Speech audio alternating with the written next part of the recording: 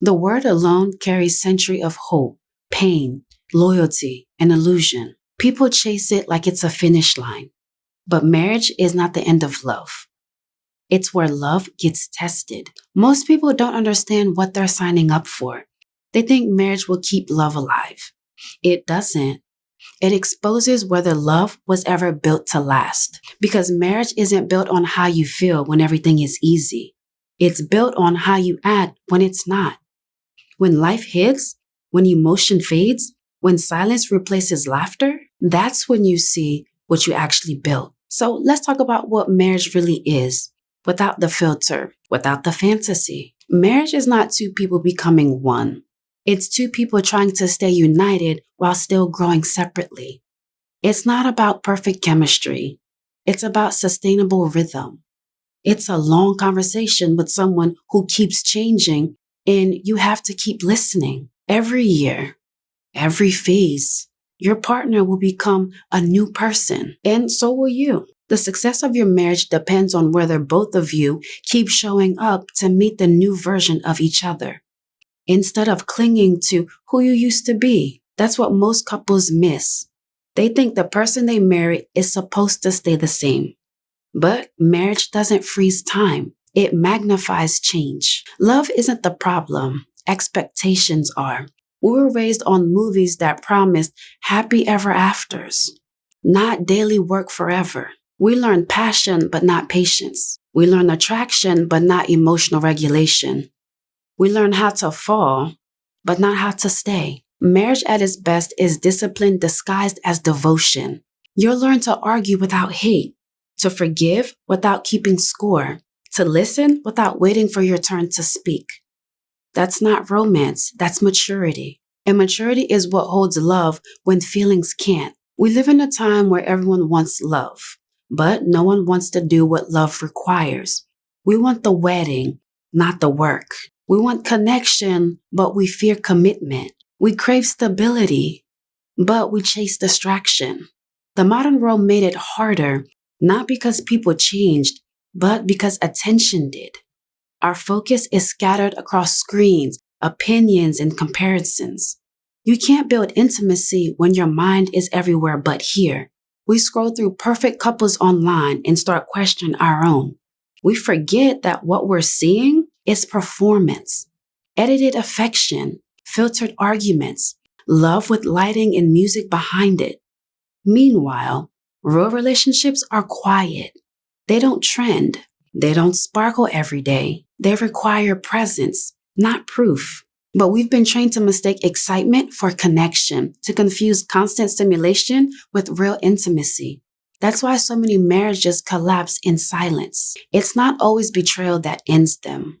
It's erosion, a slow fade caused by neglect, pride, and avoidance. People stop trying because they think love should be effortless. And when it stops feeling good, they assume it stopped being right.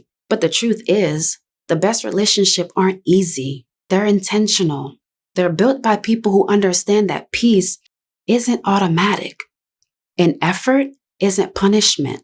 It's maintenance. We call it falling out of love. But most of the time, we simply stop showing up for it. So if marriage isn't held together by feelings, what is it built on? 3 things: friendship, respect, and direction. That's it.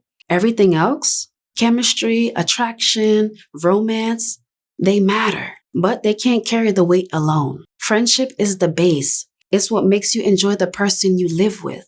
It's laughter in ordinary moments, inside jokes, comfort in silence. It's choosing to talk to each other, not just around each other. Without friendship, marriage turns into a cold agreement between 2 strangers sharing a roof. Respect is the structure. Love without respect becomes manipulation. That means you don't humiliate each other when angry. It means you protect your partner's dignity, even in disagreements. It's not about who wins the argument. It's about whether the relationship does. That's the engine. Because love without shared goals burns out. You can't walk forever with someone who's not walking in the same direction. 2 people can love each other deeply and still destroy each other's peace if their values don't align. So before you build a marriage, ask, Can we be friends when life is boring? Can we disagree without cruelty? Can we grow in the same direction even when the road gets rough? If you can answer yes to those 3 questions, you're already doing better than half the people who said I do. Marriage isn't about intensity.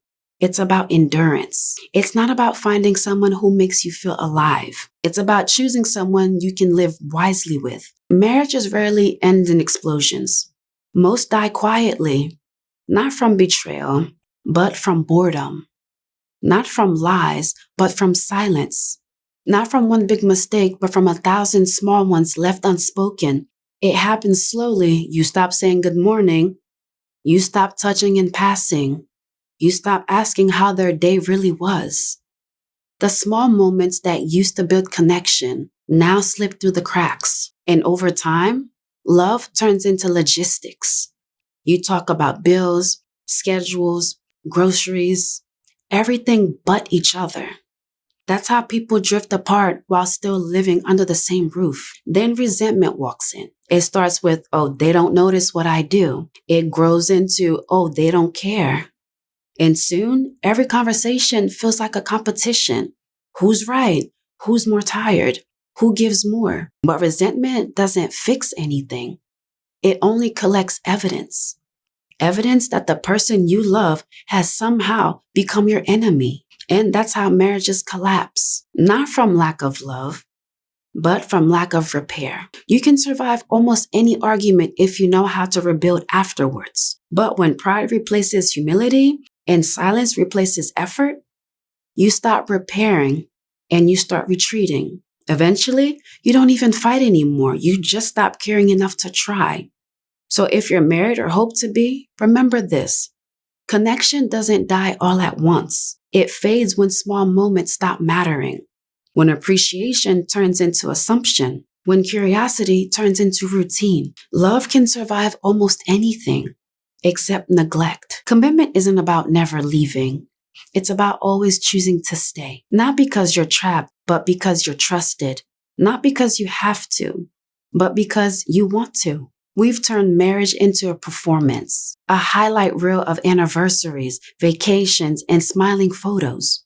But the truth is, commitment lives in the quiet. It's how you talk when you're tired, how you listen when you disagree, how you show up when you don't feel seen. Love starts as a feeling, but commitment is the act that keeps it alive. The strength of your marriage doesn't depend on how much you love each other. It depends on how quickly you return to love after forgetting. Every relationship has moments of distance, doubt, or frustration. That's normal. The difference between couples who last and those who don't is simple. The ones who last repair. They choose again. Marriage isn't supposed to be perfect. It's supposed to be real. 2 people growing side by side, not perfectly, but intentionally. So when you think about marriage, don't ask, will it make me happy? Ask, can I grow here? Can I build peace here? Can we both become both versions of ourselves through this? Because marriage isn't a prize, it's a process. It's not what completes you. It's what tests you've completed within yourself. The truth is, happy people create happy marriages. Peaceful people create peaceful homes. Broken people create chaos even with love in their hands. So before you search for the right person, become one. Because no ceremony, no ring, no promises can fix what self-awareness ignores. And if you're already married, remember this. You can start again, right where you are. Every morning is another chance to rebuild what you once dreamed about. You don't need perfection. You need presence. You need effort. You need truth. Because in the end, marriage isn't magic. It's maintenance. And maintenance is love in motion. Tell me, what's the hardest lesson you've learned about love and commitment? Because someone out there might need to hear the truth today. It's been your girl, Rene here. I'll see you guys in my next video.